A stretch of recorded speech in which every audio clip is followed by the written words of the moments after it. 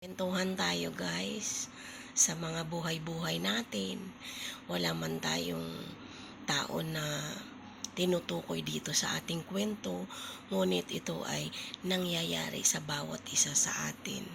Kung hindi mo man nadadanas, siguro masasabi kong iba lang din ang naging kwento ng buhay mo.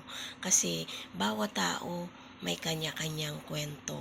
So ako, naikukwento ko yung mga dadanas ko sa buhay, yung mga nakasalamuha kong tao sa buhay ko na bilang mga kaibigan, kakilala. 'Di ba? Pag tayo'y nagtatrabaho, mga katrabaho, sari-saring kwento ang pwede kong ibahagi sa inyo na kung minsan nadadanas natin. Maraming mga tao na nagkukunwaring mabuti, nagkukunwaring sila yung mapagkakatiwalaan.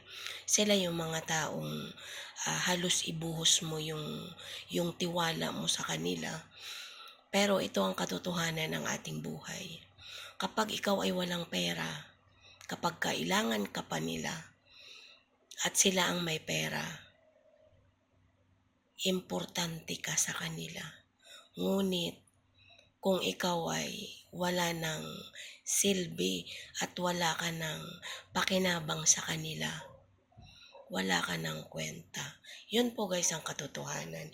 Hindi man lahat na nadadanas natin, pero pagdating po sa pera, yun po talaga ang sentro ng ating isyu sa ating pagkatao. Kung bakit napakamahalaga ang pera, kasi dyan tayo nabubuhay. Sa pera, kung wala tayong pera, wala tayong kinabukasan.